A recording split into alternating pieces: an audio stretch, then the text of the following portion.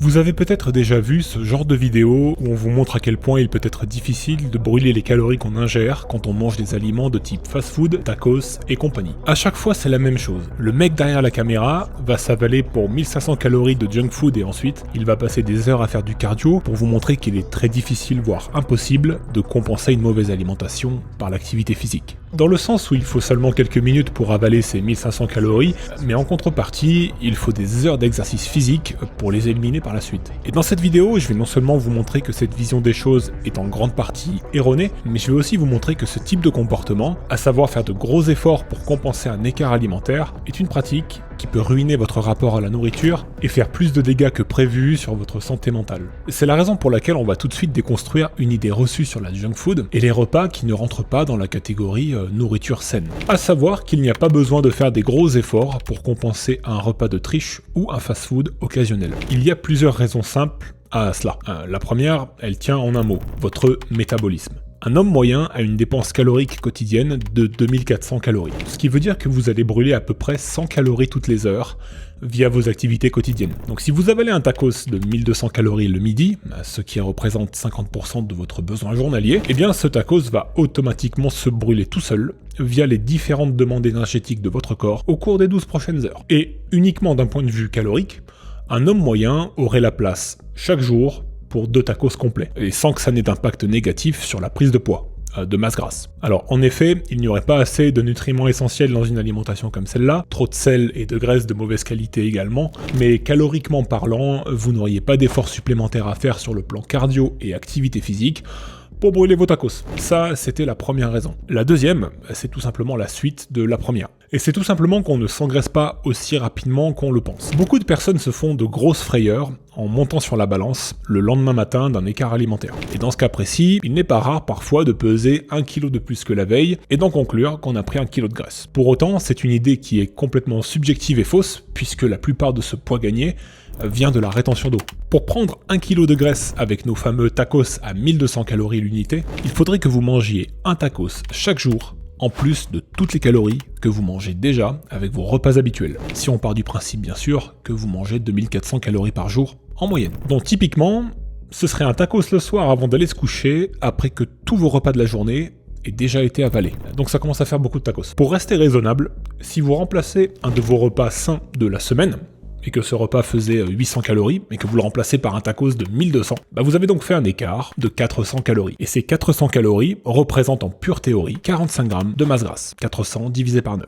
Là où je veux en venir avec ces deux raisons, c'est que l'impact négatif d'un repas de triche sur la prise de poids est réel, mais d'un autre côté, il est aussi largement surestimé. Et qu'est-ce qu'on fait quand on surestime l'impact de quelque chose ? Eh bien on risque d'entrer dans de la surréaction. Si on part du principe qu'un tacos de 1200 calories, c'est directement des calories qui vont se transformer en masse grasse, alors là pas le choix, il va falloir en passer par la case cardio et activité physique, pour compenser. Dans ce cas précis, pour brûler ces 1200 calories, il vous faudrait entre 2 et 3 heures de cardio à rythme modéré pour vous en débarrasser. Mais comme on l'a vu, c'est sans compter sur le fait que notre métabolisme va consommer naturellement de l'énergie dans les heures qui vont suivre. Et c'est aussi oublier le fait qu'à la place du tacos, on aurait probablement mangé autre chose. Alors quelque chose de plus sain et de moins calorique, c'est vrai, mais quelque chose quand même. Il y a donc un problème avec cette façon de voir les choses, disons très incomplète, c'est qu'elle nous pousse à nous sentir hyper coupables quand on mange quelque chose qui sort du cadre de la bouffe saine. Et généralement, quand on se sent coupable d'avoir trop mangé ou de ne pas avoir été capable de dire non à de la malbouffe occasionnelle, eh bien on va naturellement s'infliger des séances de cardio supplémentaires,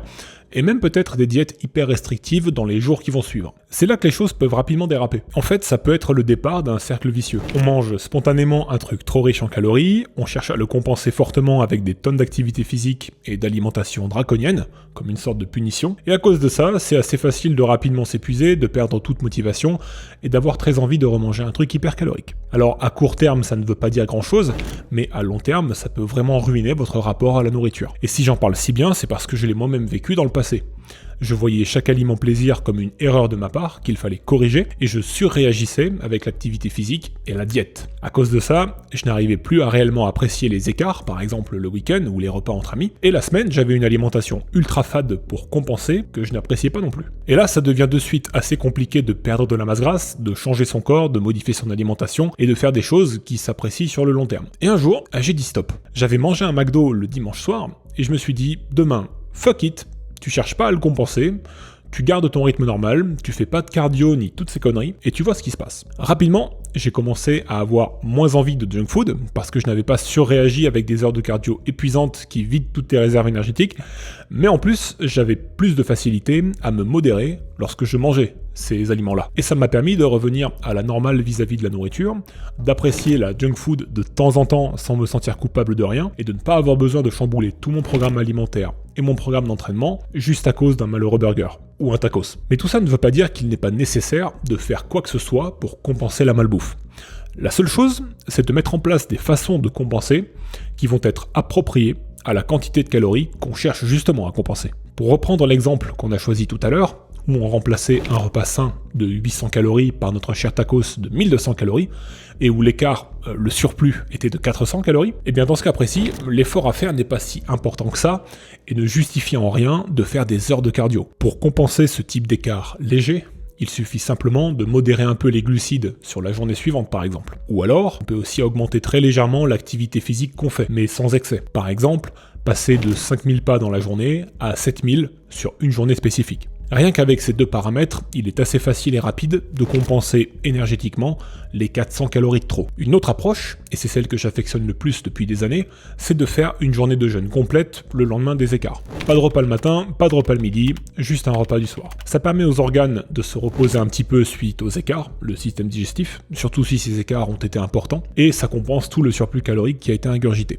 C'est vous qui voyez comment vous voulez procéder au final. Mais attention, il ne faut pas tomber dans le piège que nous tendent toutes ces petites méthodes pour gommer l'effet négatif des écarts. À savoir, partir du principe que les écarts n'ont pas d'impact et qu'il suffit d'alterner entre journées où on se fait plaisir et journées où on est un peu plus attentif sur ce qu'on mange. Si on fait ça, au mieux on va parvenir à maintenir son poids, mais dans le cas où vous souhaiteriez plutôt éliminer des graisses et perdre du poids, ce n'est évidemment pas idéal. Et puis à un autre niveau, il faut pas oublier que la plupart des aliments de type junk food ne contiennent pas grand chose à part des calories. Donc du gras, du sucre, du sel, et souvent des protéines de mauvaise qualité. Alors il vaut mieux éviter que ces aliments ne représentent 50% de vos apports sur la semaine. C'est la raison pour laquelle il faut quand même adopter une forme de discipline là-dessus. De mon côté, j'aime bien l'approche suivante. Soit je m'autorise un gros écart dans la semaine, typiquement la raclette ou tous les trucs à base de fromage, soit 2 écarts, mais beaucoup plus modérés d'un point de vue calorique. Donc sushi, indien, ce genre de trucs-là. À titre de comparaison, une raclette de base, c'est environ 300 calories pour 100 grammes. Et c'est quasiment 2 fois plus calorique que des sushis ou des makis. Donc forcément, l'impact n'est pas le même, et finalement, le choix des aliments sur lesquels on décide de se lâcher un peu compte aussi pour beaucoup. Alors la prochaine fois que vous verrez une de ces vidéos où quelqu'un mange 10 000 calories dans la journée et essaye ensuite de les brûler avec diverses activités, dites-vous qu'au départ c'est avant tout une façon pour ces influenceurs de vous mettre en garde sur le côté hyper calorique de la junk food en général, et c'est une très bonne chose. Mais dans un second temps, il y a aussi la recherche d'un buzz. On vous présente un challenge incroyable et on mesure ce challenge avec des outils de mesure de dépenses caloriques que vous n'avez jamais vus, comme le respirateur de la marque Pnoe. Bien que tout ça n'ait pas vraiment beaucoup de sens comme on vient de le voir dans cette vidéo. Manger des fast-food et des plats préparés tous les jours va nuire considérablement à vos résultats et à votre santé, c'est indéniable, mais en manger de temps en temps, surtout couplé à une bonne routine d'activité physique, ça ne fait pas autant de mal que ça en a l'air, et du coup il n'y a pas besoin de se faire autant de mal que ce qu'on pense. N'oubliez pas que vous pouvez retrouver un contrôle total sur votre alimentation et commencer enfin à faire de vrais progrès sur le plan physique et mental en téléchargeant la vidéo gratuite que j'ai préparée spécialement pour vous. Dedans vous y trouverez tous les conseils et méthodes qui m'ont libéré de la malbouffe 95% du temps et m'ont permis de commencer à transformer mon corps sans forcer. N'attaquez aucun régime ni aucun programme d'entraînement farfelu avant d'avoir vu cette vidéo. C'est par là qu'il faut commencer. C'est disponible en cliquant sur la petite vignette qui s'affiche juste là ou en cliquant sur le premier lien que vous trouverez en description de cette vidéo. Merci d'avoir passé ces quelques minutes avec moi sur ma chaîne Hormuz Physique. C'était Romain. Bye.